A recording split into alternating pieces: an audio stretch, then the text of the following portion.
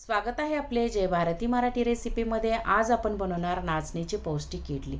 इडली बनवण्यासाठी सगळ्यात प्रथम आपल्याला 3 वाटी एवढं तांदूळ घ्यायचे आहे आणि त्यालाच 1 वाटी एवढी आपण उडदाची डाळ घेतलेली आहे। तर हे आपण 4 तास भिजत ठेवलेले आहे आणि ही भिजलेली डाळ तांदूळ आपल्याला मिक्सरच्या भांड्यामध्ये आपण नॉर्मली जसं इडलीला बारीक करतो त्या पद्धतीने बारीक करून घ्यायचं। थोडंसं पाणी टाकलं, आता मिक्सरला बारीक करून घेतलेलं आहे। आता हे बारीक केलेलं पीठ आपण डब्यामध्ये काढून घेणार। तर यामध्ये आपल्याला डब्यामध्ये काढून घेतलेलं आहे आणि त्यासाठी आपल्याला जी नाचणी आहे तर ही आपण गिरणीतून बारीक करून आणलेली आहे। ही बारीक केलेली नाचणीचं पीठ आपण प्रमाणात घेणार आहोत, म्हणजे 4 वाटी जे डाळ आणि तांदूळ झालेले आहे त्या 4 वाटीला त्याच प्रमाणात 1 वाटी एवढं नाचणीचं पीठ घेतलेलं आहे आणि हे पीठ आपल्याला या पिठात टाकून द्यायचं आहे इडलीच्या आणि व्यवस्थित असं फेटून घ्यायचं। त्यात थोडंसं पाणी टाकून घेतलेलं आहे आणि छान फेटून घ्यायचं, म्हणजे त्यात गुठळा होणार नाही।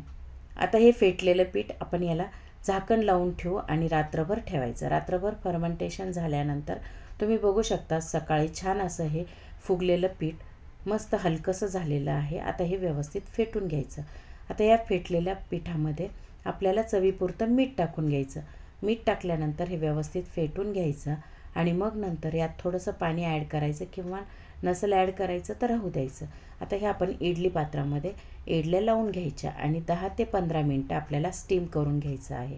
आता ह्या स्टीम झाल्यानंतर इडल्या मस्त अशा तयार होतात। आता तुम्ही बघू शकता 10 ते 15 मिनटं झाले, थंड पण झालेले आहे। जाळीदार अशी इडली तयार झालेली आहे। छान अशा इडल्या तयार होतात, खायला पण खूप पौष्टिक असतात। आता यानंतर आपल्याला चटणी करून घ्यायची। आता इथं ओलं नारळ घेतलेलं आहे, 3 ते 4 हिरव्या मिरच्या, कोथिंबीर, थोडासा आल्याचा तुकडा, चवीपुरतं मीठ आणि दही हे मिक्सरला आपल्याला बारीक करून घ्यायचं। मिक्सरला बारीक केलेली चटणी यावर आपल्याला फोडणी देऊन घ्यायची आहे आणि मिक्स करायची। छान असं मिक्स तयार झाल्यावर आपण प्लेट तयार करायला घेऊ। सगळ्यात प्रथम एका प्लेटमध्ये आपल्याला इडली घ्यायची आहे, त्याच्यानंतर सांबार टाकून घ्यायचं आहे आणि चटणी टाकायची आहे। ही इडली आपल्याला नुसत्या चटणीबरोबर पण खाता येते। खूप छान अशी ही इडली तयार होते। तुम्हाला माझी रेसिपी आवडली असेल चॅनलला सबस्क्राईब करा, लाईक करा, शेअर करा। तुम्ही माझा व्हिडिओ बघितल्याबद्दल तुमचे मनापासून धन्यवाद।